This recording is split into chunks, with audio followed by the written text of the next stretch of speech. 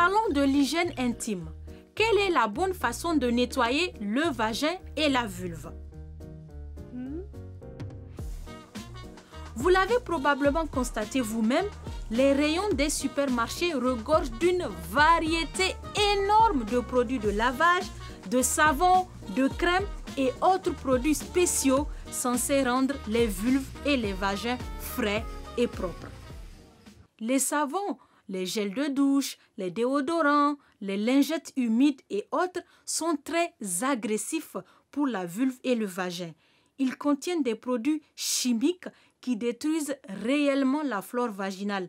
Ce mélange élaboré de fluides et de bonnes bactéries, nous en avons besoin pour protéger ces régions sensibles. C'est parce que la plupart des produits dits d'hygiène sont alcalins, ce qui signifie que le pH est assez élevé. Le pH se mesure sur une échelle de 1 à 14 ou du rouge au violet. Normalement, le vagin est plutôt acide. Pour le garder en bonne santé, il faut que le pH reste bas. Et même les produits soi-disant adaptés au pH acide contiennent généralement des conservateurs ou sont parfumés. Et les parfums sont composés de substances chimiques dont certaines d'entre elles peuvent être nocives.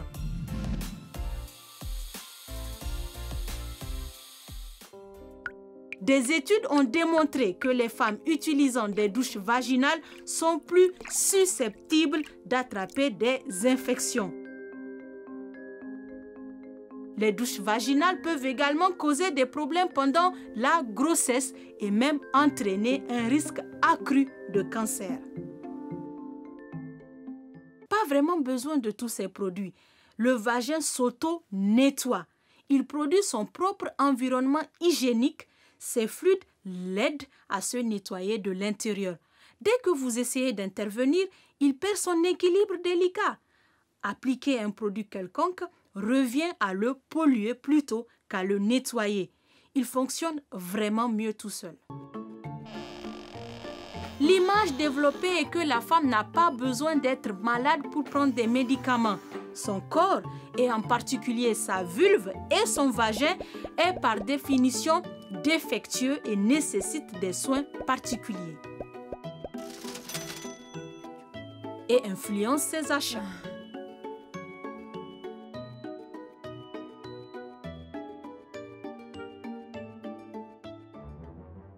Et il inspire les concoctions les plus étranges faites avec des ingrédients douteux. Par exemple, les perles détox pour le vagin, soi-disant à base de plantes. Mais les filles, même si elles sont naturelles, elles ne sont pas faites pour le vagin. De plus, elles sont censées être insérées jusqu'à 2 jours entiers.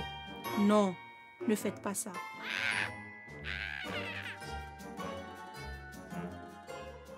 Comme nous l'avons déjà dit, s'il vous plaît, n'essayez aucune de ces choses-là.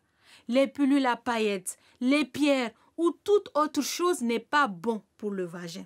Toutes ces choses lui sont totalement étrangères et peuvent causer de sérieux problèmes. Elles peuvent provoquer des démangeaisons au niveau de la vulve et du vagin, ainsi que des infections bactériennes ou à levure de longue durée. Mais heureusement, il est très facile de garder son vagin et sa vulve frais et propres. Tout d'abord, faites attention lorsque vous allez faire pipi. L'essuyage est à sens unique car les bactéries et autres éléments qui vivent normalement à l'intérieur et autour de l'anus risquent de se retrouver dans le mauvais capot, pour ainsi dire. Essuyez donc de votre ventre vers vos fesses. À part ça, lavez simplement votre vulve 1 fois par jour avec de l'eau pure. Mais ne tentez pas de laver l'intérieur de votre vagin. Il fait ce travail tout seul. Après avoir lavé votre vulve, séchez-la bien et doucement à l'extérieur avec une serviette en coton. Ne frottez pas comme un fou. Le coton est le meilleur matériau car il absorbe bien l'humidité et laisse passer suffisamment d'air. Donc, si vous portez des culottes en coton, c'est une autre bonne mesure pour rester en bonne santé en bas. Oui, c'est tout. Pas besoin d'en rajouter vraiment. Le vagin et la vulve produisent souvent des liquides qui finissent dans votre culotte. Et pour éviter les taches blanches dans leurs sous-vêtements, certaines filles et femmes utilisent des protège-slip. Le problème avec ces produits, c'est qu'ils sont faits de matériaux synthétiques qui ne laissent pas passer assez d'air. Ils accumulent donc l'humidité, créant ainsi un environnement propice au développement des bactéries et des levures ou d'autres champignons. L'idéal est de ne pas utiliser les protège-slip très souvent. Vous vous demandez que faire quand vous avez vos règles? Là aussi, le sang menstruel n'a rien de sale. Lorsque vous avez vos règles, là encore, un lavage à l'eau pure fait l'affaire. Vous pouvez vous laver 1 à 2 fois par jour et pour ne pas vous tacher, vous pouvez utiliser des serviettes hygiéniques, des protège-slip ou un tampon. Il existe aussi des produits plus durables comme les éponges menstruelles. Ils n'assèchent pas le vagin comme le font les tampons et vous pouvez les laver et les utiliser encore et encore. Donc, moins de déchets. Les poils pubiens qui avaient à l'origine pour mission de protéger la vulve et le vagin ne sont plus aussi essentiels que cela, puisque nous portons des culottes la plupart du temps. Cela a conduit certains à penser qu'il serait plus hygiénique de ne pas avoir de poils ou d'en avoir très peu.